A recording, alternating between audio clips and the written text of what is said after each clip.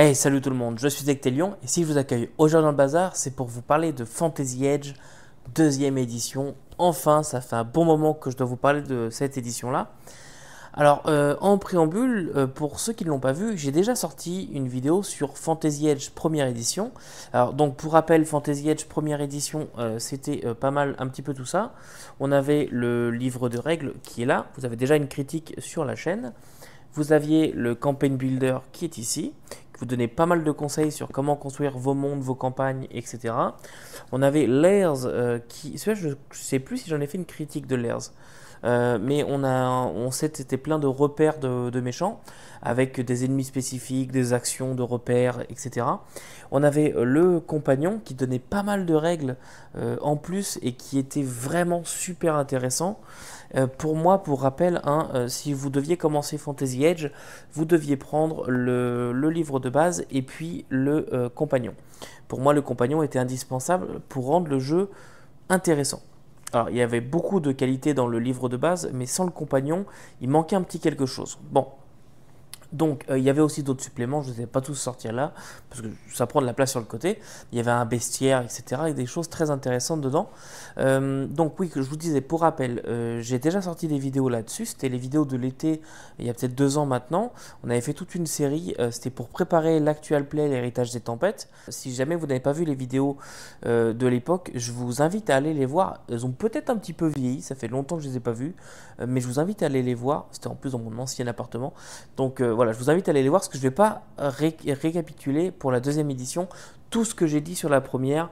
Voilà, je vais faire des gros rappels, mais ça risque d'être un petit peu flou quand même. Donc, Fantasy Age première édition, c'est sorti il y a maintenant pas mal d'années et ça fait quelques années aussi qu'il nous parle de la deuxième édition. On l'a attendu très longtemps, cette deuxième édition que voici. On l'a attendu très longtemps et elle a fini par se pointer l'année dernière, en 2023, si mes souvenirs sont bons. Et disons que l'accouchement s'est fait dans la douleur à la base. Alors, on va revenir ensemble sur plein de points et puis on fera un gros feuilletage pour vous montrer un petit peu tout ça. On ne va pas revenir sur toutes les différences. Par contre, vous avez un lien dans la description qui vous liste les différences entre la première et la seconde édition. Il y en a vraiment beaucoup. Il y a beaucoup de petits points. Mais on va quand même passer en revue les gros points et je vais vous donner mon avis sur tout ça. Donc je vous disais, cette sortie de la deuxième édition s'est fait un petit peu dans la douleur, puisque à la base est sorti un PDF. Quand on faisait la précommande, on avait le PDF qui était offert. Et moi, je m'en suis tenu éloigné parce que les premiers retours que je voyais et que j'ai eu, il y a même quelqu'un qui m'a dit: oh mon Dieu, est-ce que tu as commandé le PDF, enfin le bouquin de la deuxième, parce que c'est une catastrophe. Il y avait énormément de problèmes dans le PDF qui avait été communiqué. Il y avait eu des copier-coller de la V1 qui avait été fait dans la V2. Enfin bref, c'était un petit peu broche à foin.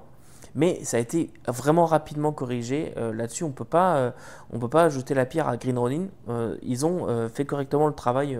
Voilà, c'est sorti. Je ne sais pas exactement pourquoi c'est sorti dans cet état-là, mais c'était rapidement corrigé avant la sortie du bouquin. Quand le bouquin est sorti, ouf, tout va bien. Donc, pour rappel, qu'est-ce que Fantasy Age? Fantasy Age, c'est un moteur générique de fantasy, plus particulièrement de fantasy typé Donjons et Dragons, Pathfinder, etc. Donc on est dans de la fantasy qui est quand même très héroïque à la base. Bon, cela dit, Fantasy Age vous permet d'adapter son système à des types d'ambiances différentes, en adaptant des modules de règles qui sont différentes aussi en fonction de ce que vous comptez faire.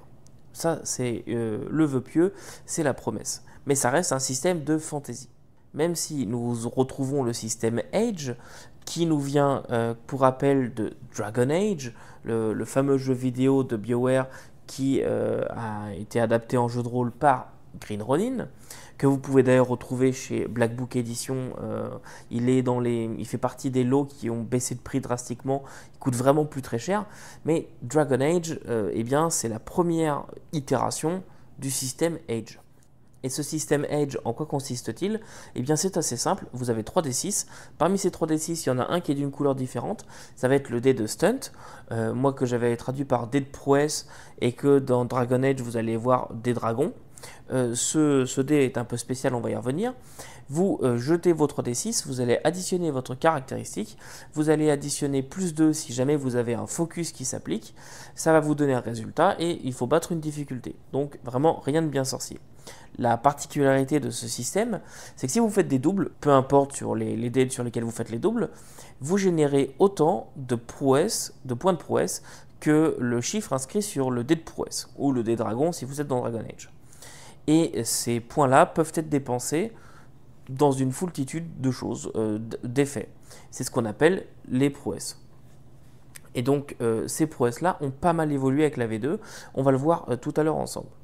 Donc ça, c'était la première itération, enfin, c'est la base du système Age, vraiment c'est la base de tout. Donc on a eu Dragon Age, on a eu Fantasy Age, et après on a eu d'autres jeux qui sont sortis. Nous avons eu notamment Modern Age, qui vous permettait de jouer dans un monde moderne. Enfin voilà, il y a eu d'autres itérations. Le dernier en date qui me vient en tête, en tout cas qui est sorti, c'est Cthulhu Awakens, qui vous permet de jouer donc du Lovecraft, voilà, dans les années 30 si je me souviens bien pour ce Cthulhu-là. J'ai pas participé au Kickstarter, mais il vient de sortir il y a quelques temps. Donc voilà, il a été adapté comme ça dans une foultitude de jeux, notamment aussi The Expanse. The Expanse que vous pouvez aussi retrouver en français, et que vous allez voir que dans Fantasy Age 2ème édition, il y a un petit truc de The Expanse. Vous allez voir tout à l'heure. Alors cette deuxième édition, quand elle est sortie, c'était quoi la promesse exactement? Eh bien, c'est que c'était plus clair, mieux équilibré, peut-être un petit peu plus fun sur certaines choses, et puis plus condensé. Voilà, plus condensé, ça reprenait en fait les bonnes idées qui étaient sorties dans les suppléments pour le mettre dans un seul bouquin, et puis bien sûr une rétrocompatibilité. Alors quand l'annonce de cette seconde édition est parue, c'était quoi la promesse exactement? Eh bien, c'était de faire en sorte que le jeu soit un petit peu plus accueillant, plus user-friendly, plus clair, mieux organisé, mieux structuré, avec les conseils sortis un petit peu à droite à gauche dans les suppléments, remis à la même place. Voilà, juste refaire un peu le ménage et puis assurer à l'origine une rétrocompatibilité à 100% avec la première édition. Avec le temps, ça a un petit peu évolué, où de l'aveu même des développeurs, ils ont quand même fait des changements où la rétrocompatibilité n'est pas 100%, mais bon, un point ou deux par-ci par-là, et ça devrait passer. Donc ça, c'est la promesse. Alors, le fameux 95% de rétrocompatibilité, moi, je vois jamais trop ce que ça veut dire, mais en tout cas, c'est ça qui a été annoncé. Et donc, en fait, c'est ça, Fantasy Age 2ème édition, ça change pas ce que vous avez connu de la première, enfin ça change pas. Ça ne va pas révolutionner ce que vous avez connu de la première édition, mais comme vous le voyez, la première, elle est très fine, et la seconde est bien plus grosse. Donc Fantasy Age a vieilli, et tout comme moi, avec le temps, il a pris de l'embonpoint. Donc, le concept, c'est de prendre tous ces suppléments-là, de les aplatir, d'en garder la moelle, et de mettre tout ça dans un bouquin. Alors, est-ce qu'ils ont réussi leur pari ou non? C'est ce qu'on va voir maintenant.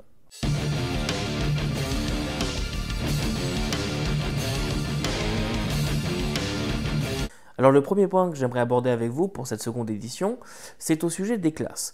Dans la première édition, nous avions que 3 classes de départ. Je vous rappelle rapidement, mais on prenait une de ces 3 classes entre Fighter, Mage et Rogue, et puis ensuite on développait son personnage en choisissant des spécialisations. Et donc en fonction des spécialisations qu'on faisait, on n'arrivait pas du tout à la même terminalité qu'un autre camarade autour de la table qui serait parti à la base avec la même classe que nous. Ça permettait d'avoir un jeu qui était plus accessible, plus simple pour les premières parties, et puis le temps qu'on apprivoise un peu les règles, et ensuite on pouvait comme ça aller personnaliser son personnage. Dans cette seconde édition, ils en ont fait une 4e de classe qui est le Envoy. Alors le Envoy, c'est l'équivalent, si vous préférez, du diplomate ou du barde, ou une classe qui est très sociale, qui va faire les négociations, qui va persuader les autres, etc. Ça va être une classe vraiment plus adaptée pour tout ce qui est social et manipulation des autres, grands discours, etc.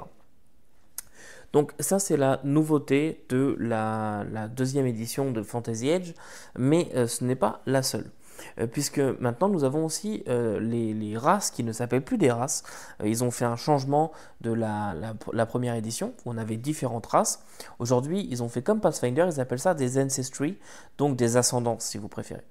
Et ces Ancestry, eh bien, il y en a plusieurs qui ont été récupérés du compagnon, notamment les Wild Folks, donc les hommes bêtes si vous préférez, qui ont été mis dans les Ancestry de base de la seconde édition. Ils ont été récupérés comme ça quelques-unes. Et puis il y en a une nouvelle qui fait son apparition, le Gobelin. Les Gobelins sont désormais une Ancestry jouable de la seconde édition. Donc ils ont comme ça été rajoutés une nouvelle Ancestry. Plus, ils ont été reprendre celle qui les intéressait dans le compagnon. Et voilà, c'est comme ça qu'on se retrouve avec un bouquin un petit peu plus gros. Les spécialisations aussi, donc c'est comment dirais-je, ces évolutions de classe ont pas mal changé. On en retrouve pas mal de l'édition précédente, mais il y en a beaucoup qui ont été un petit peu mutés, des petits modificateurs qui ont un petit peu changé. Et puis il y a des nouveautés qui font leur apparition, notamment pour les envoys forcément, puisque la classe était complètement absente. Aujourd'hui, ils ont leur spécialisation et il y a tout pour monter. Il y en a beaucoup. Ils ont été reprendre celles qu'il y avait dans le livre de base, mais aussi celles qu'il y avait dans le compagnon. Et tout ça s'est retrouvé donc dans ce nouveau bouquin. Pareil au niveau des sorts, ils ont été reprendre ceux qui les intéressaient dans le livre de base, dans le compagnon, dans d'autres suppléments, et ils ont été les mettre dans la deuxième édition, en plus d'en rajouter. Et je vous rappelle que les sorts dans Fantasy Age fonctionnent par famille, donc par arcana. Par exemple, vous avez le Water Arcana, et dedans vous avez tous les sorts liés à on va dire à la magie de l'eau, si vous préférez, à l'arcane de l'eau. Et donc, voilà, ils ont été rajoutés un petit peu tout ça. Il y en a pas mal qui font leur apparition. Je vous répète encore une fois, si vous voulez avoir une liste exacte de tous les changements, je vous renvoie au lien qui est dans la description et vous allez avoir vraiment point par point tout ce qui est changé, tout ce qui est nouveau, etc. La personne qui a écrit cet article l'a fait vraiment très bien. J'ai pas été tout vérifié, mais en tout cas, l'article est très bien fait. Mais moi, j'ai envie de vous dire que la nouveauté, on va dire les deux nouveautés qui m'ont le plus interpellé, c'est tout d'abord l'organisation du bouquin. Parce que autant j'aime beaucoup Fantasy Age première édition, autant je ne peux pas dire que ce ne soit pas un peu le bordel. Le bordel pour se retrouver dans le bouquin. Et l'exemple même, eh bien, c'est la montée de niveau. Puisque dans Fantasy Age première édition, on avait une montée de niveau qui était simple, mais qui pouvait être dure à comprendre les premières fois, puisqu'il fallait se référer à la fois à la page de sa classe, où on avait l'évolution par niveau, et puis la page 26, la fameuse page 26 du bouquin de la première édition, où on nous disait, voilà, eh bien, dans ce niveau-là, il faut que tu aies récupéré un focus. Voilà, c'était un peu, à chaque fois, il fallait se référer aux deux pages pour être capable de faire sa montée de niveau correctement. Là, dans la deuxième édition, vous le verrez tout à l'heure dans le feuilletage, mais on a vraiment un truc qui est super clair par niveau. On nous dit, voilà, ça c'est niveau pair, niveau impair, niveau pair, niveau impair. On a vraiment tout qui est là pour nous aider. Donc ça, c'est très cool. Et tout le bouquin est un petit peu à cette image où on a vraiment essayé de retravailler la structure de l'ensemble pour rendre quelque chose de cohérent. Autre chose aussi, je vais prendre l'exemple des grenades. Les grenades dans Fantasy Age première édition, vous donniez un stunt spécial. Alors les stunts, donc ce sont les prouesses. Vous aviez le stunt kaboom qui venait s'ajouter. Ce qui fait que quand on devait utiliser des grenades, on n'avait pas le stunt kaboom dans la liste des stunts. Non, on avait ça perdu dans une page liée aux grenades. C'était un petit peu chiant. Moi, je sais que pour l'actuel play, j'ai fait des aides de jeu spéciales pour les stunts. Eh bien, je me suis demandé à un moment, est-ce que je fais pas une version spéciale pour Edgar, qui était un des personnages de l'actuel play, parce que lui utilisait des grenades et tout son gameplay est basé sur le fait les explosifs. Donc il avait besoin de ce stunt là. Donc voilà, c'était une question un petit peu merde, hein. Il faut à chaque fois aller retourner, voir comment ça marche et comment déclencher cette prouesse là. Et d'ailleurs, en parlant des prouesses, désormais, il y a aussi, alors toutes les prouesses ont été refaites, ça vous verrez tout à l'heure, je vous montrerai dans le feuilletage les nouvelles prouesses. Elles sont beaucoup moins frustrantes qu'auparavant, vous comprendrez, mais il y a moins de frustration, elles sont plus intéressantes, plus intelligentes, et puis il y a désormais des prouesses de classe. Donc, en fonction de la classe que vous avez choisie, vous allez avoir accès à des prouesses spécifiques. Et quand vous allez monter, vous allez pouvoir choisir ces prouesses-là. Donc, il y a une petite complexité qui vient se rajouter, mais il y a beaucoup de saveurs qui vient se rajouter aussi. Donc, à voir si c'est quelque chose qui pourrait vous plaire. Et en plus de tout un tas d'autres choses, il y a un point très important à l'intérieur de cette deuxième édition, c'est qu'en fin d'ouvrage, ils ont intégré une aventure, ça c'est cool déjà, comme dans beaucoup de jeux, il y avait déjà une dans le premier bouquin, mais surtout ils y ont intégré une île complète et surtout une ville. Il y a une ville, Breakwater Bay, qui vous est présentée en quelques pages. C'est pas très long, mais c'est bien largement suffisant. Vous avez des PNJ, vous avez des lieux, voilà, vous avez tout pour créer vos aventures. Et en plus, on vous en donne une. Alors, cette aventure, vous le verrez tout à l'heure, mais elle ne se passe pas dans Breakwater. En fait, vous êtes en chemin pour y arriver. Donc, on vous donne vraiment voilà, vos personnages sont en chemin. Elle a beaucoup de qualités. Le petit défaut, c'est qu'elle ne se sert pas de ce qu'on nous a expliqué avant. Alors bon, c'est un tout petit défaut, mais quand même, il est à noter. Sinon, ils ont récupéré énormément de choses du compagnon, notamment pour tout ce qui est les objets maudits, etc. Il y a beaucoup de choses qui ont été repris du compagnon, mais il y a deux choses qui sont complètement absentes de cette deuxième édition. C'est le stun pool, donc c'est une chose qui est arrivée avec le compagnon. On pouvait construire en début de partie une réserve de points de prouesse. Et quand un joueur se retrouvait en demande parce qu'il n'arrivait pas à générer de double, mais que là, la situation était trop belle pour ne pas déclencher une prouesse, et ben, il pouvait demander au groupe son aval pour utiliser ces points-là et être capable de déclencher une prouesse. Ça donnait un côté très cinématographique, et ça, c'est quelque chose qu'ils n'ont pas repris dans la deuxième édition, où je l'ai peut-être loupé. En tout cas, je ne l'ai pas trouvé, ce stun pool. Ils l'ont pas mise. C'est un point que j'ai trouvé un petit peu dommage, mais...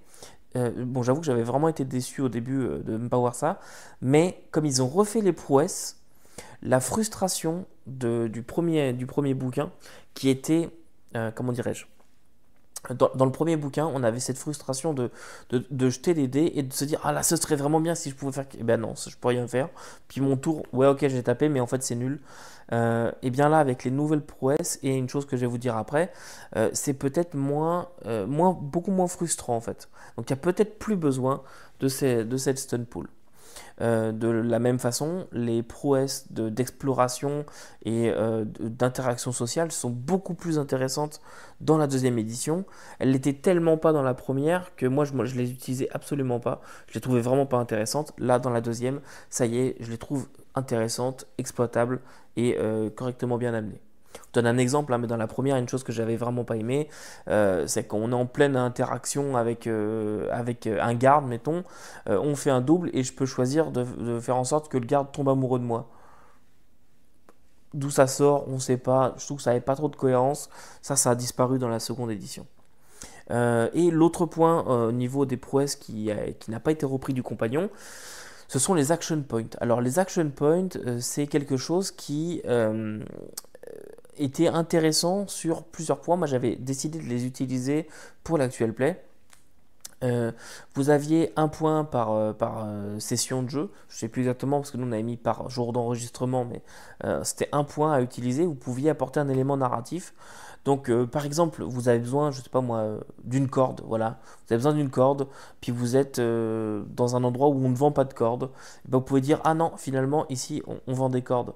Et vous dépensez votre point d'action et vous avez rajouté un élément à la scène. Vous pouvez aussi inventer un PNJ, rajouter n'importe quel élément que vous préférez, ou bien, notamment, soigner un personnage.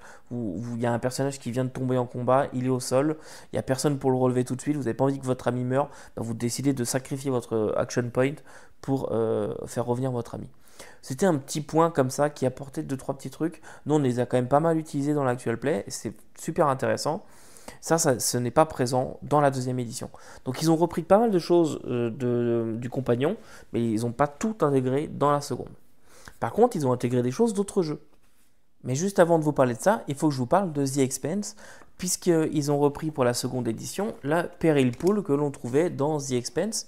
C'est cette espèce de schéma en fait en escargot où à chaque fois que les joueurs vont réussir des actions, etc., et que leur dé de prouesse va faire un 6, et bien la pool va augmenter.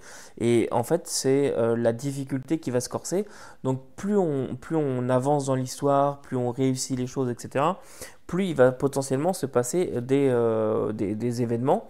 Et c'est ce qu'on voit ici. En fait, vous allez jeter sur une table des événements mineurs, etc., qui vont donner des malus, voilà, qui vont un peu corser la difficulté.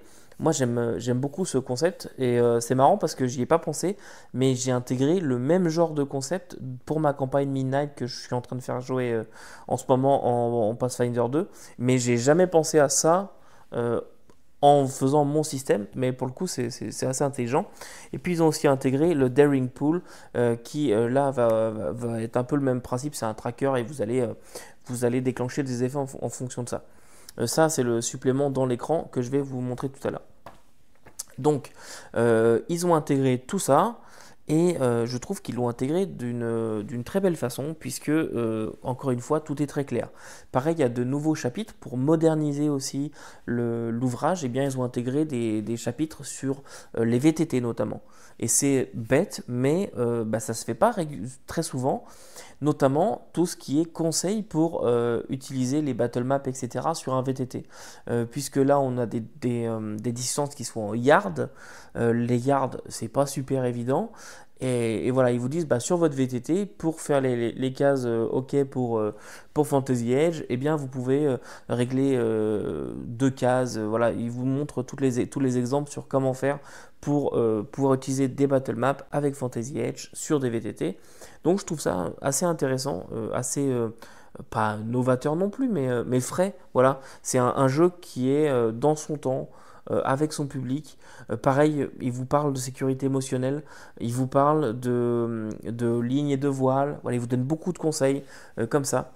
Pareil pour l'aventure, ils vous disent voilà, attention, dans cette aventure, on parle de ci, on parle bon, je vous spoil un peu, on parle de mort-vivant, on parle de sang, on parle de tripes, donc attention à ce que ces sujets-là soient OK avec la table. Donc on vous prend quand même vraiment par la main et on vous explique plein de choses.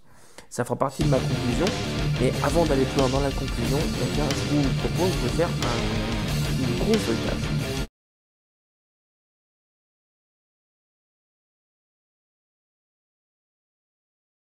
Et les voilà, nos deux Fantasy Edge côte à côte, première édition à gauche, seconde à droite. Une première chose que je voulais vous montrer, hormis le fait que la deuxième a mieux mangé à la cantine que le premier, c'est une question de colorimétrie. Comme vous pouvez le voir, notamment sur le logo, on peut voir que le logo de la première édition est un petit peu plus terne, un petit peu plus pâle, là où le logo de la seconde est plus punchy, même si c'est le même, et c'est la même chose sur le reste de la colorimétrie. Les couleurs sont beaucoup plus vives. Je vais retirer un petit peu les reflets, mais on peut voir que voilà, les couleurs sont quand même plus vives. Et une chose que je voulais vous faire remarquer, c'est que sur la première édition, son illustration, je la trouvais bien, mais bof, voilà, m'attirait pas plus que ça. Même s'il y a un point que j'aimais bien, c'est que l'épée enflammée de la madame qui est là, qu'on retrouve d'ailleurs dans la seconde édition, l'épée enflammée, eh bien, elle tranchait, elle avait un côté chaud dans une image à la colorimétrie très froide. Et ça, j'aimais bien. Mais par contre, je lui reprochais un certain manque de détails. Voilà, il y avait cette brume qui masquait un petit peu l'arrière-plan, etc. Et on avait une image qui a été vraiment pas très fouillée en termes de détails. La seconde édition, elle perd un petit peu ce côté tranchant de l'épée, même si bon, l'épée c'est clairement la source de lumière de beaucoup de choses dans l'image, mais il y a énormément de détails qu'on peut voir. Et moi j'aime bien ce genre de couverture où on peut se perdre un petit peu dedans, même si c'est vrai que les illustrations de bataille ont tendance à me lasser un petit peu aujourd'hui, mais tout de même, on peut voir les personnages qui sont derrière, on a ce monsieur-là qui sort du bâtiment, on a carrément la signature de l'artiste, en tout cas je pense que c'est la signature de l'artiste qui est ici, donc bref, je trouve ça vraiment très bien fait, très bien amené. Voilà, autre chose aussi au niveau de la maquette, c'est pour ça que j'ai sorti la première édition, je vais ouvrir un petit peu au hasard. Vous voyez la maquette, bon, on était sur du fond blanc de colonne avec des encarts bleus nuit comme cela et carré, très très carré. En fait, tout était très très carré dans la première édition et un fond blanc pur, sans décoration. Là où dans la deuxième édition, je vais ouvrir aussi au hasard en espérant tomber sur un exemple de maquette. Voilà, on est sur un bleu qui est beaucoup plus punchy, même s'il se rapproche, hein, c'est quasiment le même bleu. On a ce fond de page qui tranche dans la couleur. On a ces entêtes qui sont plus rondes. En fait, tout est un petit peu plus rond. On voit là aussi pour les trucs optionnels, on est dans des choses plus rondes. Et puis, vous le voyez bien ici, on n'est pas sur un fond blanc pur. On est sur quelque chose avec un peu comme du marbre avec des traits noirs très légers, un petit peu comme des crayons de bois qui seraient mis. Et bah, mine de rien, ça habille vachement en fait d'avoir ce genre de fond. Donc bref, c'était juste pour vous montrer ça, la différence de maquette principale entre les deux, mais sinon on est quand même sur quelque chose de très très proche, hein. Je veux dire, on n'est pas du tout perdu. Hop, je vais désormais me débarrasser de cette vieillerie. Voilà, c'est faux, je l'aime toujours cette V1. Donc voilà, alors au niveau du livre, ce qu'on peut dire déjà, c'est qu'il est très solide. Bon, couverture rigide, je l'ai beaucoup lu, beaucoup feuilleté, je me suis beaucoup référé et il n'y a pas du tout de décollage ou quoi que ce soit à signaler, donc tout va très bien. Par contre, le livre fait des bruits bizarres. Vous l'avez peut-être entendu d'ailleurs tout à l'heure quand je l'ai ouvert. Mais des fois, il a tendance à vouloir un petit peu péter, à faire des bruits de colle bizarres. Donc si jamais il y a quelque chose qui pète dans cette vidéo, sachez que ce n'est pas moi, c'est le livre. Voilà, comme ça, moi je me suis dédouané. Maintenant, je peux péter tranquille. Donc, derrière, qu'est-ce qu'on nous promet? On nous promet un système de création de personnages simple, des prouesses héroïques, une magie puissante, des guides pour maître de jeu, des règles qui sont personnalisables, des côtes étranges avec donc l'introduction d'un nouveau cadre de jeu. On va nous présenter aussi Brickwater Bay, donc une ville. Et beaucoup plus, évidemment, des talents, des monstres, des règles de poursuite, parce que qu'est-ce qu'on ferait sans ça? Des objets magiques, des relations, des liens et beaucoup plus. Voilà. Et moi, une première chose que je peux dire, c'est qu'en voyant ces illustrations, je pourrais facilement croire à un jeu de pirate. Ça va s'expliquer un petit peu, je vais vous montrer, mais en tout cas, comme ça, moi je dis tiens, un jeu de pirate. Bon. Donc vous voyez le prix, hein, 54,95$ US, et moi j'ai payé ça 61,99$ canadiens. Je sais que le prix varie, 63, je l'ai vu à 52 aussi, ça dépend. Voilà, donc nous sommes partis pour notre voyage dans Fantasy Edge. J'ai désactivé l'autofocus, je pense que ça pouvait vous jouer des tours depuis le début. Je m'excuse pour les reflets qu'il pourrait y avoir de ce côté-là. Je vais essayer de les éviter, mais c'est pas forcément évident. Donc tout d'abord, on entre dans le livre avec ce fond bleu que j'aime bien. Voilà, ça ne sert à rien, mais c'est appréciable. Une table de contenu, donc un index qui est quand même fortement fourni. Tout est très très très découpé. C'est pas qu'il y a beaucoup de contenu, c'est juste que c'est très fortement découpé. Il y a plusieurs entrées pour la même page. Déjà une grosse section réservée donc aux joueurs qui va de la page 10 jusqu'à la page 159. Ensuite on passe pour tout ce qui est maître de jeu, donc page 160 jusqu'à la page 200 où on arrive sur les adversaires, et puis ensuite on a les récompenses et on finira à la page 259 que vous ne voyez pas beaucoup, 259 avec Breakwater Bay où on va nous expliquer le setting et ensuite l'aventure, etc. Puis on finira par tout un tas de bonus en plus. Voilà, donc l'introduction. Alors ce que vous pouvez voir déjà, c'est que c'est simple au niveau de la mise en page. C'est assez clair, c'est assez précis, je dirais. Une chose que j'aime bien, ce sont le fond qui a été ajouté. Alors c'est juste une couleur bleu pâle qui est en semi-transparence sur le fond blanc, mais ça fait bien ressortir le tout, je pense. Donc si vous êtes des vétérans de la première édition, vous pouvez vous référer à ça et vous allez avoir des nouveautés qui vont vous être expliquées. Même si je vous l'ai déjà dit, mais j'ai mis un article en lien dans la description avec vraiment tout qui est listé. En tout cas, tout ce que la personne a relevé, il y en a peut-être d'autres. Donc ici, hop, les exemples de jeux, section de joueurs. Donc ici, clairement, une illustration que j'aime beaucoup. Mais vous allez voir que les illustrations varient d'une page à l'autre.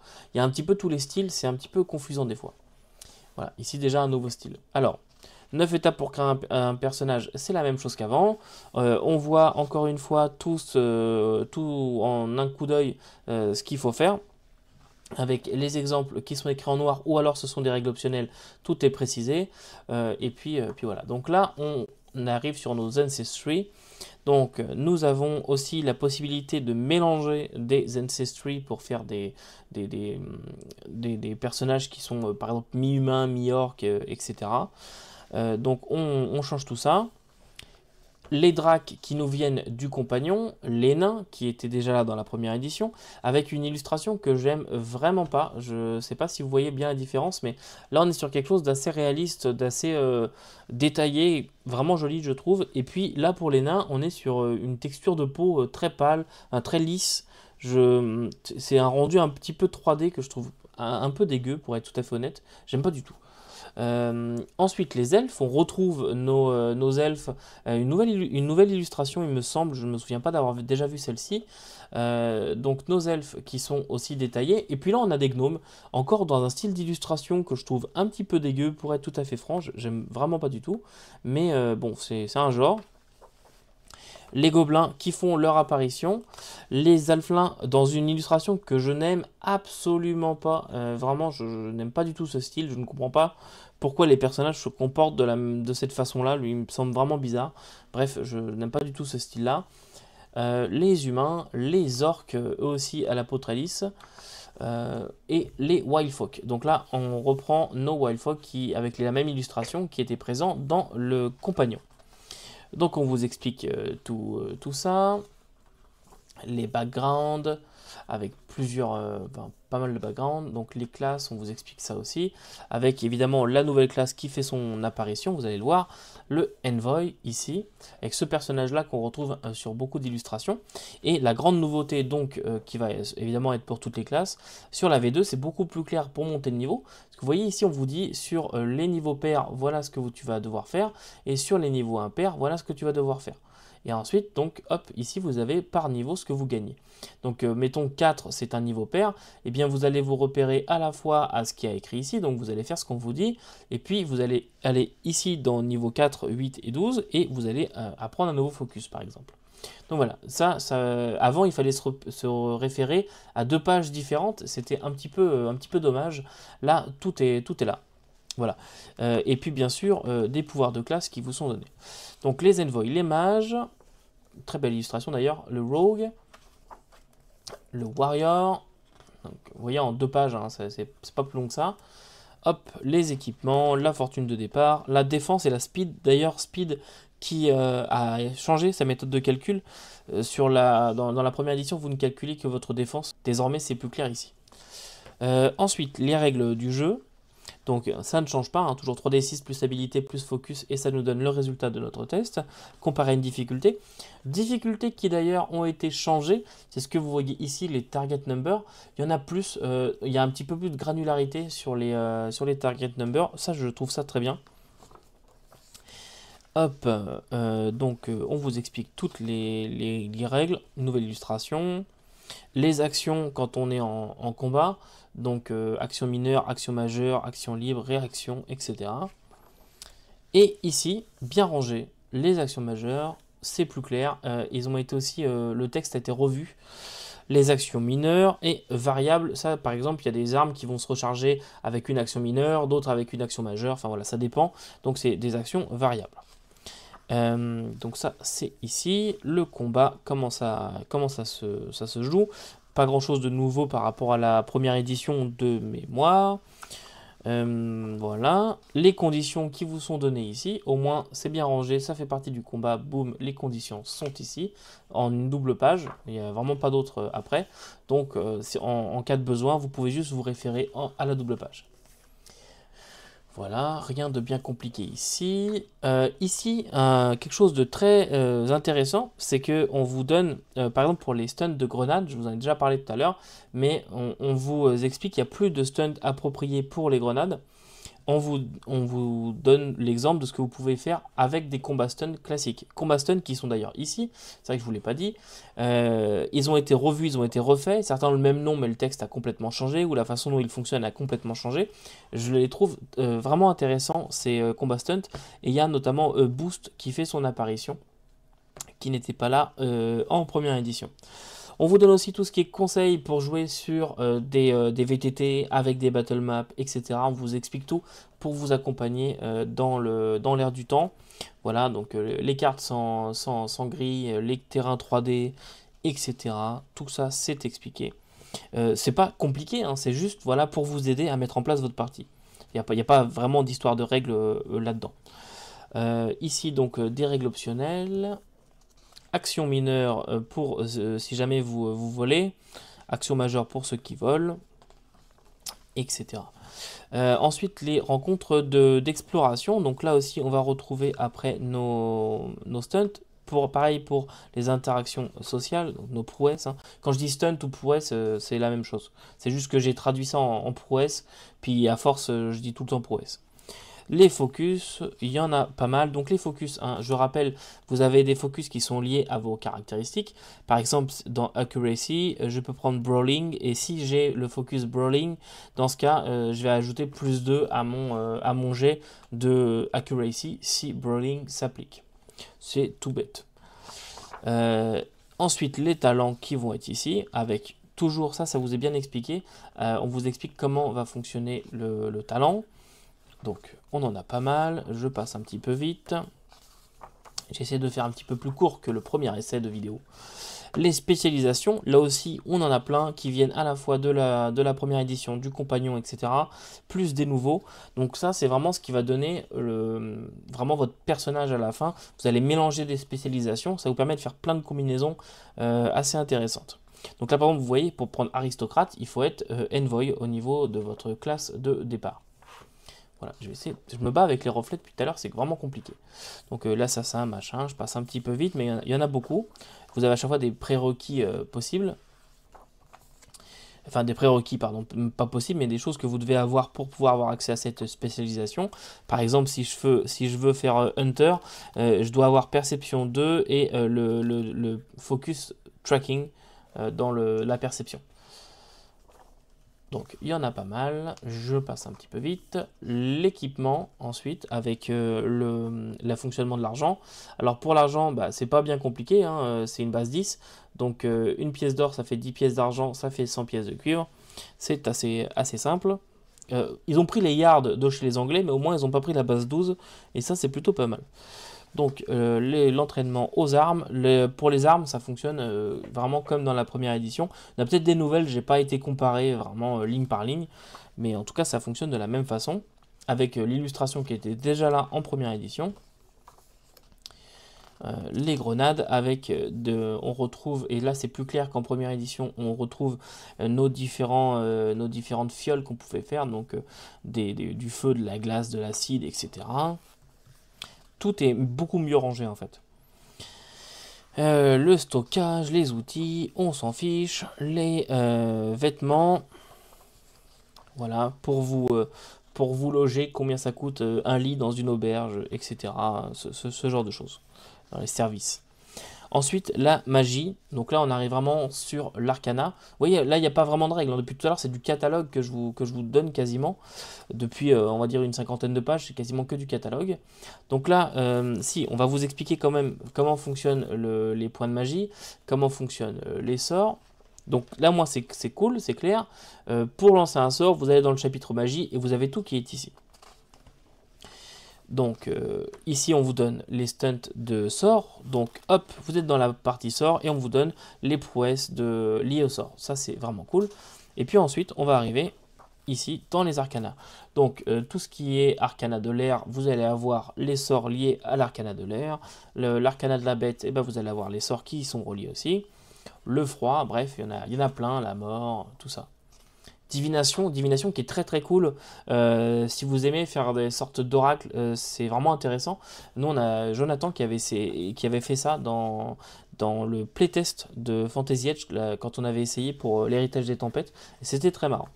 La terre, l'enchantement. Vous voyez, il y en a beaucoup, mais c'est à chaque fois très clair. La façon dont ils sont présentés, c'est vraiment, je trouve que c'est très très bien rangé. Il y en a beaucoup, je passe un petit peu vite.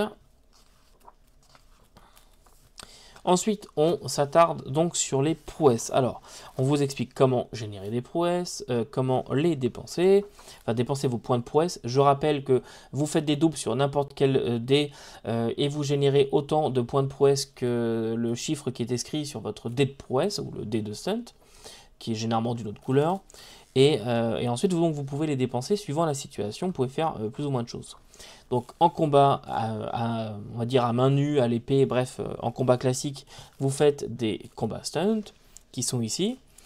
Vous faites, quand vous interagissez avec les autres, dans les cas sociaux, bah, vous faites, les cas sociaux plutôt, vous faites des prouesses sociales qui ont été refaites, qui sont beaucoup plus intéressantes que dans la première édition. Et moi personnellement, aujourd'hui, je me servirai de ces prouesses sociales, alors qu'en première, je ne m'en servais pas. On a l'exploration aussi qui ont été refaites que je trouve très intéressant. Les sorts qui sont là, donc on les a déjà vus tout à l'heure, ce ne sont pas des nouveaux, c'est simplement un rappel. Ça aussi c'est intéressant de rabâcher, au moins comme ça quand on cherche on n'est pas perdu. Si on était dans le chapitre de la magie, parce qu'on se dit bah, je cherche les prouesses magiques, bah, on va les trouver dans la magie. Et si on se dit bah non je vais aller dans prouesses pour aller les trouver, on va les trouver aussi ici. Ça je trouve ça super. Autre truc que je trouve vraiment génial, ce sont les prouesses de classe. Quand vous montez de niveau, vous pouvez apprendre des prouesses de classe qui vous sont vraiment spécifiques. Et là encore, on vient personnaliser son personnage. Je trouve ça super. Donc là, voilà, ça c'est pour les envoys. Ensuite, on va en avoir pour les mages, on va en avoir pour les rogues et puis pour les warriors par la suite.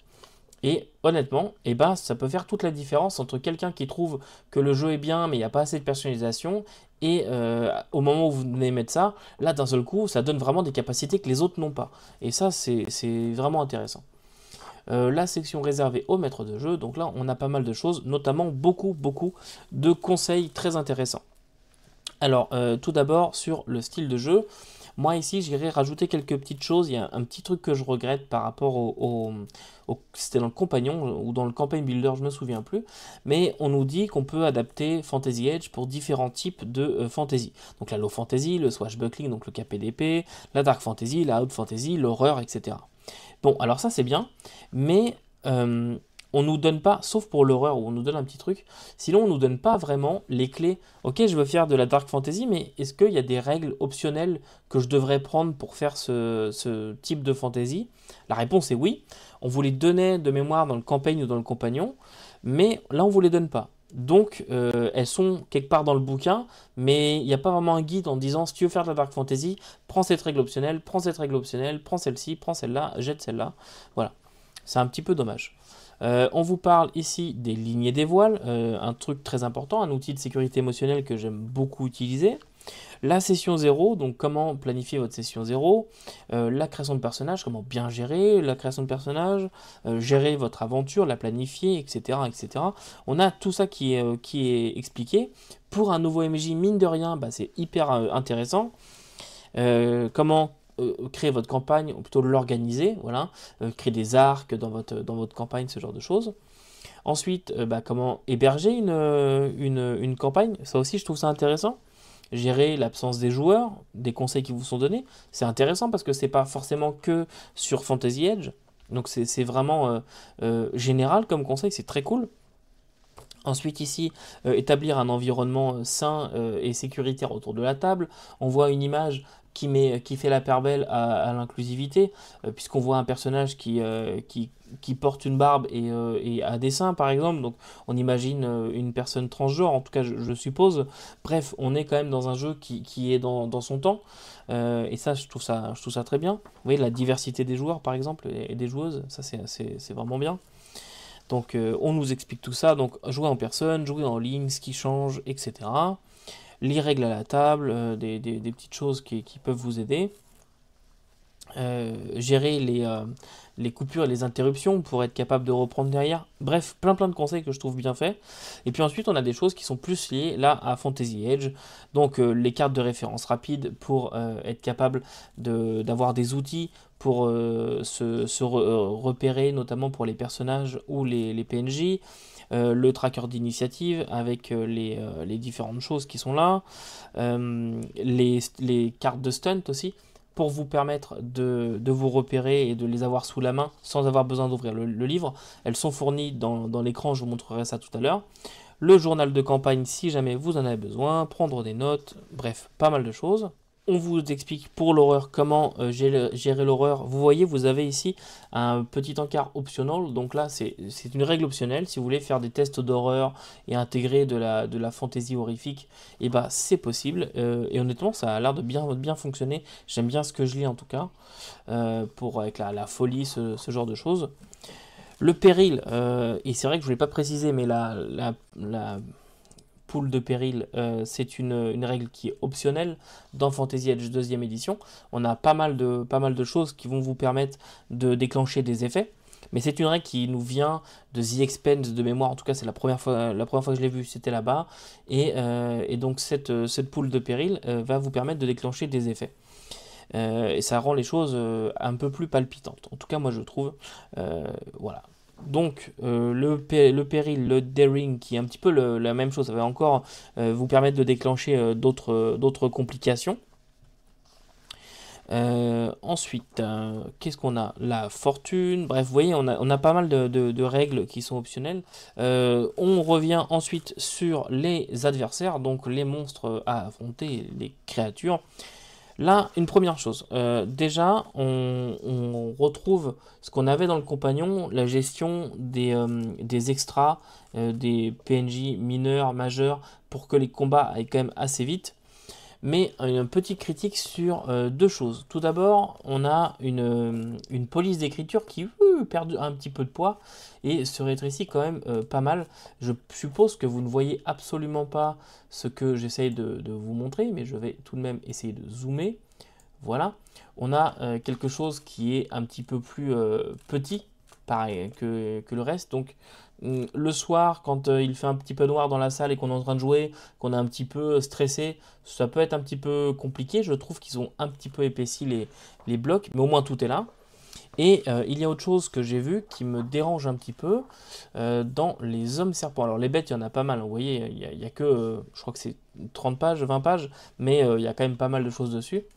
Mais si vous voulez voir, hop, chez les hommes serpents, alors là on retrouve nos élémentaires. Nos hommes serpents qui sont quelque part par là.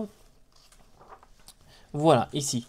Les hommes serpents. Donc le prêtre des hommes serpents, on nous donne ses talents, ses trucs, ses machins, et on nous donne ses sorts. Et les sorts, c'est le MJ ira personnaliser le sorcier homme serpent avec des sorts qui correspondent le mieux au plan du prêtre. Ouais, mais parce que moi je viens d'improviser une rencontre. Et donc je me retrouve à devoir aller construire littéralement mon monstre en allant chercher des sorts parce que je viens d'improviser mon monstre. Bon, ça j'aime bien, pouvoir personnaliser mes créatures, je suis ok, mais j'aimerais quand même avoir un truc de base. Voilà, qu'on me dise, bon bah voilà, lui il maîtrise ci, il maîtrise ça, il a tel arcana, au moins la base. Un truc par défaut, on va dire. C'est un petit peu un truc voilà, que je regrette un petit peu. Ici, on nous explique comment justement personnaliser nos créatures. Ça, c'est très cool aussi. C'était déjà dans la première édition pour les rendre plus fortes en leur donnant de nouveaux traits qui vont leur permettre de s'adapter. Donc, vos personnages sont habitués à rencontrer, par exemple, des zombies. Mais vous décidez de faire de nouveaux types de zombies. Vous prenez la base du zombie, vous allez appliquer des nouveaux traits. Et hop, ça leur permet d'être des zombies complètement différents qui pourront surprendre donc les joueurs. Ensuite, les récompenses. Là, on va retrouver pas mal de choses qu'on avait déjà dans la première édition. La réputation, les objets magiques, les trésors. On a pas mal de trucs, des potions. Bref, pas mal d'objets. Et Ça, on l'avait déjà en première édition. Tout ce qui est reliques et artefacts, on a pas mal de choses, et notamment les objets qui sont maudits. Ça, on l'avait déjà, cette illustration qui m'avait beaucoup plu dans la première édition. Et vous voyez, ce genre de choses. Oui, j'ai manié l'épée maudite, mais en fait, les réclames sont dues. Donc c'est compliqué. Et puis on arrive pour finir à Breakwater Bay. Alors c'est le nouveau setting par défaut qui ressemble beaucoup à Freeport, je trouve, sur certains points. Freeport, c'est écrit par Chris Pramas à l'origine. C'est sorti pour Donjons et Dragons 3 ou 3.5, je ne sais plus exactement. Et c'est ressorti par la suite pour Pathfinder, etc. C'était vraiment une ville de pirates. C'est aussi sorti pour Fantasy Edge première édition. Mais voilà. Et là, donc, il nous arrive avec Breakwater. Donc on vous décrit la ville, c'est assez cool. Moi j'aime bien parce que c'est court. C'est court, en fait on va droit au but, on vous donne une galerie de personnages. J'aime beaucoup Chisel aussi qui me fait penser à Madame Deagle, je ne sais pas exactement pourquoi. J'espère que vous avez la référence de Madame Deagle, sinon vous n'allez pas comprendre. Ensuite, l'île sur laquelle est située Breakwater Bay, qui est donc ici, donc l'île de Cassa. Une île qui a l'air d'avoir quand même pas mal de trucs à faire dedans. Donc c'est vraiment succinct, hein. On vous donne vite fait ce que vous pourriez faire là-bas, mais sinon il va falloir inventer la vie qui va avec. Ensuite, on vous donne ce qui se passe en dehors de l'île. Notamment, moi, quand j'ai vu cette illustration, je me suis dit, tiens, mais je l'ai déjà vu pour Freeport, celle-là. Eh bien oui, puisque en fait on vous parle de Freeport. Freeport qui est encore donc canon et qui se trouve quelque part à côté de l'île de Cassa. Donc c'est assez cool d'avoir intégré Freeport. Et ensuite on nous parle directement d'une aventure. Donc une aventure qui va se passer à Breakwater Bay. En fait pas vraiment, on va y aller à Breakwater Bay et l'aventure va se passer sur le bateau.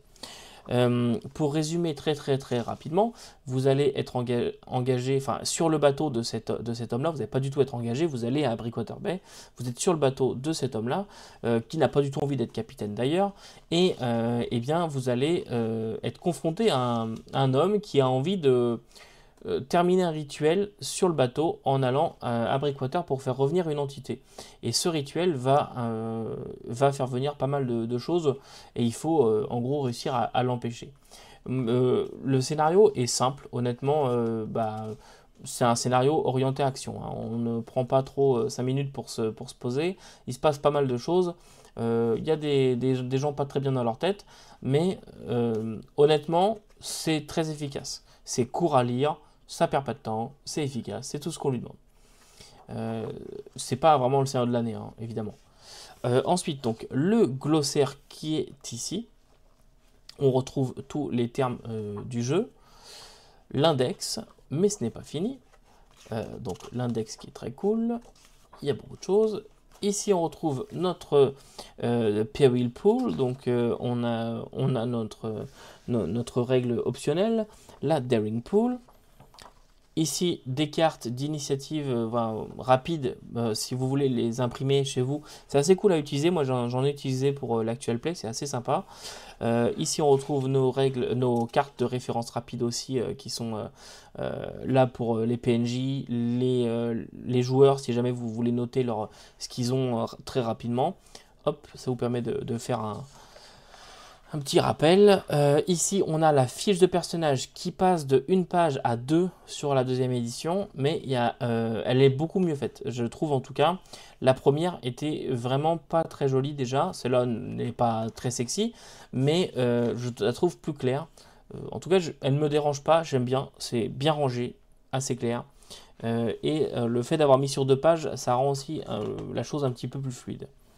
Et puis on finit avec un petit peu de pub pour The Expanse, donc avec toute la gamme qui est sortie donc en français chez nous, chez Black Book Edition.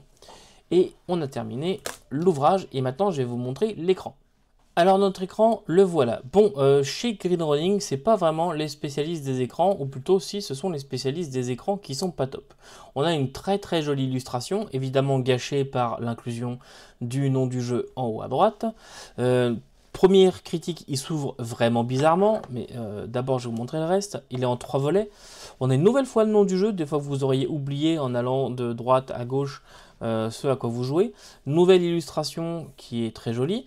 On a encore une illustration très jolie, mais évidemment encore le nom du jeu. Parce que voilà, des fois, vraiment là, vous pouvez pas oublier que vous jouez à Fantasy Edge deuxième édition. Même si je trouve que ça manque de deuxième édition, ça aurait mérité un ou deux de plus. Ah ah ah.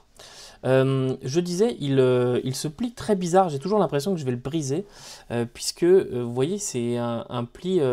Ah, on peut pas le voir comme ça. C'est un pli en espèce de portefeuille. C'est très étrange comme façon de plier un écran, mais bon, pourquoi pas. Et hop, je vais essayer de le prendre à l'endroit. Comme ça. À l'intérieur, nous avons toutes nos tables. C'est très clair. Le premier était déjà très très clair. Celui-là l'est aussi. On a encore une fois le nom du jeu, parce que le MJ, il ne faudrait pas non plus qu'il oublie à quel jeu il joue. Et on se retrouve avec nos stuns qui sont ici. Là, encore une fois, c'est très clair. Et nous avons la dernière partie qui est donc de l'autre côté, avec les points d'expérience, etc. Alors, juste un petit reproche au niveau des stunts. C'est qu'ici, nous n'avons pas les stuns qui sont hors combat. On a les sorts, on a les combats. Bon, d'un autre côté, c'est aussi ceux qui vont être le plus utilisés. Mais ne vous inquiétez pas, puisque l'écran en soi ne s'arrête pas ici. Puisque j'ai aussi tout cela qui vient avec, il y a tout un tas de matériel. Déjà, un gros livret qui contient à l'intérieur pas mal comment dirais-je, de dangers environnementaux, de pièges et de choses comme ça. C'est assez cool. Voilà, pour venir complémenter ce qu'on avait déjà, avec donc des pièges qui vous sont donnés. Ça, c'est intéressant, je trouve. Et puis, on a un scénario qui se passe encore une fois à Breakwater. Et j'aime bien. Breakwater, c'est une ville qui mérite d'être développée et d'être jouée, je trouve. Et j'aime beaucoup ce genre d'illustration. Vous voyez, c'est un peu ce qu'a essayé de faire là. On a vu passer les visuels de la 5e. Voilà une illustration qui n'est pas combat. On voit des personnages qui s'amusent. Bah, je sais pas, moi je trouve ça intéressant. Voilà, donc on a un scénario qui est assez intéressant à base de manoir hanté, bien entendu. Assez court, mais bon, c'est un scénario d'écran et c'est très bien comme ça. Et hop, de l'autre côté, on vous donne de nouvelles créatures, de nouveaux alliés, des adversaires et des alliés. Voilà. Et on termine avec fiche de personnage de nouveau, ce qu'on avait déjà avant, l'initiative, et au dos, et ça c'est très cool que ce soit au dos, nous avons la pool de péril et le daring pool. Donc là on a vraiment une vraie aide de jeu utilisable par le MJ. Mais c'est pas tout, puisque là ici nous avons une feuille un petit peu cartonnée, plastifiée. Je pense qu'on peut écrire dessus avec des crayons secs, des feutres secs. Donc les actions majeures, les actions mineures, les actions variables, et c'est recto verso aussi, c'est pas magnifique. De l'autre côté, nous avons tous les focus, et ça, croyez-moi, c'est super intéressant et très très bien. Moi, je l'avais fait pour l'actual play, je les avais imprimés, parce que sinon, c'est impossible de se souvenir de tous les focus qui existent. Donc, on se retrouve, fais-moi un jet de dextérité, et si jamais tu as un focus applicable, vas-y, ne te gêne pas. Puisque, voilà, clairement, me souvenir de tous ces focus-là, c'est juste impossible. Donc, une première aide de jeu, une deuxième aide de jeu qui est le combat tracker, qui est super aussi. Un petit peu comme ce qu'avait fait Cassius Belli avec leur combat tracker. Bah là c'est pareil, on écrit donc le nom du combattant, le score en initiative, une note s'il y a besoin, donc pour les états, les choses comme ça, et puis on peut défiler le round de combat. De l'autre côté, nous avons des rappels pour l'utilisation de grenades, pour les combattants volants, les véhicules, bref, pas la plus utile, mais tout de même, si on en a besoin, on est très content de l'avoir. On retrouve la même chose avec les actions, les focus, puisqu'on va pouvoir les passer aux joueurs. Donc une pour le MJ, une pour les joueurs. Et ici, nous avons donc les conditions. Donc tout ce qui est conditions, c'est aussi intéressant. Tout est là et au moins vous n'avez pas besoin forcément d'acheter les cartes qui sont disponibles ou quoi que ce soit. Il y a pas mal de choses. Et puis on retrouve ce qui est le plus intéressant dans ces aides de jeu, ce sont les stuns, donc les prouesses d'exploration sociale. Et de l'autre côté, nous avons le combat et les sorts. Tout ça en une double page. C'est pas magnifique. Donc il n'y a vraiment pas de complexité. Voilà, donc comme ça, vous l'avez en double, comme ça, une pour les joueurs, une pour le MJ. Voilà qui conclut notre écran Fantasy Edge et donc notre gros feuilletage de Fantasy Edge 2e édition.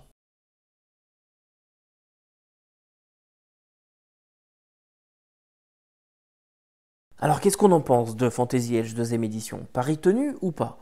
Eh bien, d'après moi, oui, pari tenu et haut la main. Alors, ok, c'est pas le jeu le plus beau, c'est pas le jeu avec la mise en page la plus époustouflante, mais c'est un manuel qui est très très bien fait, très très clair. Tout ce qu'on lui demande de remplir est là. Il y a énormément de contenu, mine de rien. Je veux dire, vous achetez juste le livre de base. Bah, de toute façon, pour l'instant, il n'y a que le livre de base. Et vous avez de quoi jouer pendant 150 000 heures juste en explorant les différentes spécialités, les différents sorts, etc. Il y a beaucoup, beaucoup de contenu. Il faudrait vraiment être vraiment pointilleux pour dire non, j'en ai pas assez. Là, je trouve qu'il y a quand même beaucoup de choses. Alors, ça vient avec une certaine complexité qui s'est un petit peu rajoutée sur les règles qui étaient simples à la base. Moi, je vous le dis, aujourd'hui, Fantasy Edge, quand je roule pour l'héritage des tempêtes, même si on le fait plus en actual play, on continue à faire la campagne à la maison. Mais cette campagne-là, je veux dire, j'ai jamais besoin de relire une règle. C'est des chaussons pour moi. Au niveau de Fantasy Edge, c'est vraiment très très simple comme jeu. Et bien cette deuxième édition va rajouter une petite complexité, mais c'est le temps de prendre le coup. Après, il n'y a rien de bien compliqué, je trouve. Et une petite chose que j'ai remarqué au fur et à mesure de ma lecture, c'est que le jeu assume beaucoup plus son côté tactique. Je dirais l'utilisation des battle maps, voilà, avec les conseils qu'on a sur l'utilisation de battle maps, que ce soit VTT, hors VTT, eh bien, on l'assume. Voilà, utilisons des battle maps pour ce genre de jeu. L'autre chose que je trouve très bien, c'est la remise en avant du dé de prouesse qui ne sert plus seulement à générer des prouesses, mais qui parfois eh bien, va nous permettre de faire plus de dégâts si on fait telle action ou ce genre de choses. Donc on sort un petit peu du côté prouesse, mais eh bien, on se sert tout de même de ce dé particulier. Ça, j'ai trouvé ça très bien. Les autres points, c'est justement ces prouesses qui ont été refaites. Je trouve qu'elles sont plus claires, plus concises. Il y en a un qui porte le même nom, mais le texte a été réduit de moitié. Je trouve ça vraiment, vraiment intéressant ce qu'ils ont fait là. Et puis, l'aventure à la fin, qui est à la fois simple, mais concise, précise, qui ne perd pas de temps, fioriture. On est là pour introduire des gens via un one-shot ou quelque chose comme ça. On est là pour les introduire au système de règles. Tac, c'est efficace, ça marche bien. Peut-être le côté, bon bah, j'aurais bien voulu que ça se passe à Breakwater, mais bon, c'est vraiment un tout petit regret. Au moins là, c'est aussi plus simple, plus facile d'accès. Le fait d'avoir confiné ça à un bateau, c'est intéressant.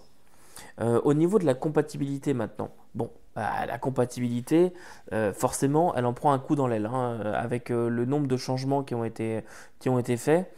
Je pense que tout est encore compatible en termes juste de langage. Vous prenez un monstre du premier bestiaire, vous le ferez jouer avec contre des joueurs de la nouvelle édition.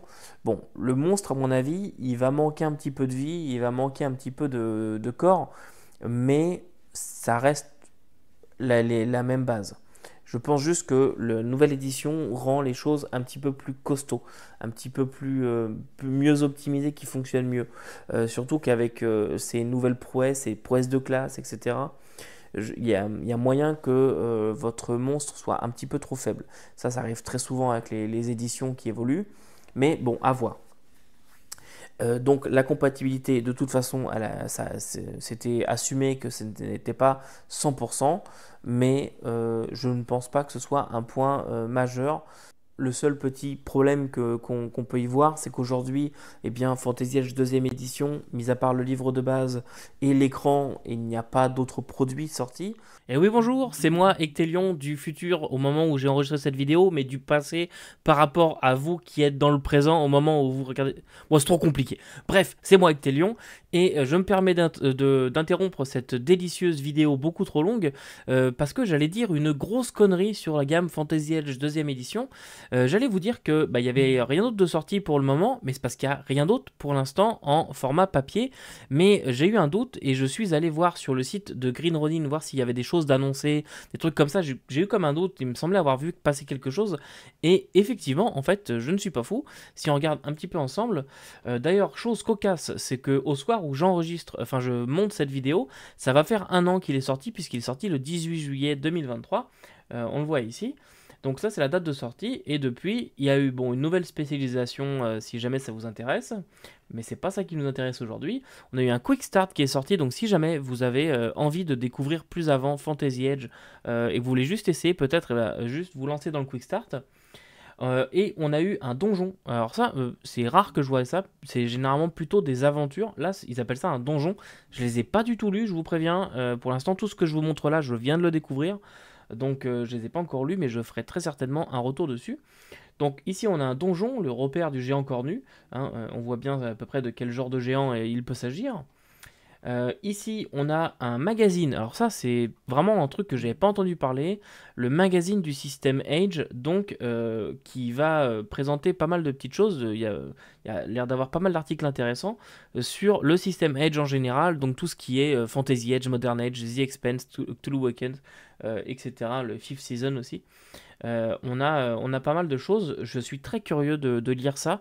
Je vous en ferai très certainement un retour en vidéo pendant l'été pour vous dire ce que j'en ai pensé et ce qu'on peut y trouver. Et ici, un autre donjon, donc là avec des gobelins apparemment qui fréquentent des cimetières. Mais ce qui nous intéresse un petit peu plus, c'est ce qu'on a juste ici, Return to the Valley of the Whispering Titans pour Fantasy Edge 2ème édition. Donc là, en fait, ce qu'ils ont fait, c'est qu'ils ont été prendre un lieu qui était développé dans l'ERS, le supplément première édition, et ils l'ont converti en seconde édition. Ça nous donne au moins une base pour travailler si jamais on veut adapter l'ERS en seconde édition. Je trouve ça vraiment intéressant, mais encore une fois, ce n'est que du PDF. Il n'y a rien de plus sorti en physique officiellement, à part le livre de base et l'écran, sauf peut-être, si on appelle ça du physique, le print on demand pour les cartes. Ils ont sorti des decks de conditions. Donc on a pour Fantasy Edge et pour Cthulhu Awakens, donc des cartes qui ont l'air assez jolies ma foi. Je ne sais pas ce que vous en pensez, mais moi je le trouve assez joli. Peut-être que je me laisserai tenter à l'occasion. Et Cthulhu Awakens d'ailleurs qu'il faut encore que je découvre. Est-ce qu'ils vont refaire ce qu'ils avaient sorti auparavant dans la deuxième édition? À voir, c'est pas impossible qu'ils ressortent au moins un bestiaire ou quelque chose comme ça. Et pour terminer, je vous dirais que la deuxième édition de Fantasy Edge, pour moi, c'est le livre parfait pour quelqu'un qui aime beaucoup Donjons et Dragons, pour faire simple. Cette personne aime beaucoup Donjons et Dragons, mais elle n'aime pas la cinquième édition, pour tout un tas de raisons. Et Pathfinder 2, c'est trop compliqué. Mais elle veut un jeu classique. Elle veut pas un jeu comme le Cypher qui part un peu dans des directions peut-être trop narratives parfois ou voilà des choses comme ça. Elle veut un jeu classique mais qui soit capable de faire la même chose que Donjons et Dragons 5ème édition, mais pas avec la complexité d'un Pathfinder 2. Bah pour moi, c'est là que Fantasy Edge vient se mettre. Je trouve que le jeu est parfait pour ce type de public. Il va retrouver les options, les choix qu'on va avoir dans un Pathfinder 2 par exemple, ou dans une autre mesure en 5ème édition. Là on va avoir comme ces choix avec ces spécialisations, ces choses comme ça. Donc on n'est pas non plus limité dans un jeu très simple, où une des critiques que j'ai eues régulièrement sur des jeux comme Cœur Vaillant par exemple, de gens venant de gros jeux, c'est qu'on me disait ben ouais mais je me sens vite limité en fait, c'est trop peu pour moi. Oui c'est simple mais je suis vite limité. On peut pas leur donner tort, c'est aussi une des volontés du jeu. Eh bien, dans Fantasy Edge, ils vont pouvoir retrouver cette liberté d'aller construire des builds et des choses comme ça. C'est un type de public qui existe aussi, il ne faut pas l'oublier. Donc on a cette facilité-là. Ils vont retrouver l'utilisation des battle maps avec ces mouvements tactiques, ces choses comme ça, mais qui ne sont pas très compliqués. À l'inverse, par exemple, d'un Pathfinder 2 où là on a quand même un gros choix tactique à faire, où le placement est très important. Là on va quand même l'avoir un petit peu moins. Donc on est toujours dans cette espèce d'entre-deux. Pour moi, c'est l'entre-deux parfait entre un Donjon et Dragon 5 et un Pathfinder 2. Hop, on a Fantasy Edge, qui est, dans sa première édition, je dirais, plus simple que Donjon et Dragon 5ème édition. Dans sa deuxième édition, équivalent. Je n'irais pas dire que c'est plus simple, parce qu'il y a des endroits où il y a quand même des choses à gérer, comme connaître ses prouesses, aller les rechercher, la gestion de la poule de péril, ce genre de choses. Je le mettrais quand même équivalent 5ème édition. Ouais, équivalent 5ème édition. Mais bon, pour quelqu'un qui n'aime pas du tout la 5e et qui chercherait quelque chose dans le même genre, j'aurais aucun problème à lui conseiller Fantasy Edge, 2ème édition. ou première édition même. D'ailleurs, ils sont un peu bradés sur le net, on les voit passer. Mais la deuxième est vraiment très bonne, je suis très content de cette deuxième édition. Alors je sais que j'en parle plus autant qu'avant de Fantasy Edge. C'est pas du tout que je l'aime plus ou que je m'en sers plus, c'est même totalement faux puisque on joue aux 15 jours à l'héritage des tempêtes. Mais j'ai juste pas eu l'occasion de vous en reparler. Et là, je profite un peu de cet été et du fait qu'on me l'ait demandé bien pour vous faire cette vidéo qui, j'espère, vous aura plu. Et un dernier point, je trouve que ce bouquin est super bien fait pour des débutants. Alors, il est en anglais, mais vous voyez, c'est le genre de bouquin que j'aime bien voir traduit en français et qui s'adresse à des débutants, à un public francophone débutant, mais pour un public qui est anglophone débutant, je trouve que ce bouquin est parfait. Parce qu'à l'intérieur de ce petit livre, qui est un peu épais quand même, vous avez vraiment tout ce qu'il faut. Vous avez énormément de contenu. Vous avez énormément de conseils, des bons conseils, que ce soit sur les VTT, la gestion autour d'une table, la construction d'une campagne, la gestion des joueurs. Il y a tout ce qu'il faut pour bien débuter, pour être bien accompagné. Un petit setting, une petite ville, une petite aventure. Il y a vraiment tout. Vous rajoutez à ça l'écran où vous avez du contenu en plus et une nouvelle aventure qui se passe cette fois à Breakwater Bay. Bon, bah là, franchement, vous êtes OK. Il y a tout ce qu'il faut. Donc, non, honnêtement, je ne peux que vous conseiller cette gamme. Et j'espère, d'un vœu pieux, que peut-être un jour, Black Book le traduiront. Rien n'est moins sûr, puisqu'ils ne font plus rien, à ma connaissance, avec le Edge. Je sais qu'ils ont encore la licence, ça je le sais de source sûre, mais je ne pense pas qu'ils fassent quelque chose de nouveau avec le Edge System. Donc voilà, si c'est un jeu qui peut vous plaire, moi je vous encourage à vous le procurer. On le trouve assez facilement, en tout cas pour nous au Québec, en France. Peut-être chez Philibert, peut-être. Nous, on le trouve au prix de 63$ pour le livre et 33$ pour l'écran. Avec ça, on en a vraiment pour son argent. On n'est pas du tout volé. Et puis, nous, on se retrouve la prochaine fois pour du Traveler. Ça fait un moment qu'on n'a pas parlé de Traveler. Et je voulais pas trop pendant l'été, parce que généralement, il y a moins de monde et tout. Mais je me dis, ah non, ça fait quand même longtemps que je n'ai pas parlé de Traveler. Donc, crac, la prochaine fois. Traveler et pas avec n'importe quoi, puisqu'on parlera de la boîte Mercenary, dont j'ai hâte de vous parler. Et surtout, j'ai hâte de vous parler des aventures. Les aventures sont super intéressantes, sont sorties. Donc voilà, on se retrouve la prochaine fois pour ça. Et en attendant, n'oubliez pas que vous ne pouvez pas tout lire et tout faire jouer. Vous pouvez toujours essayer. Salut!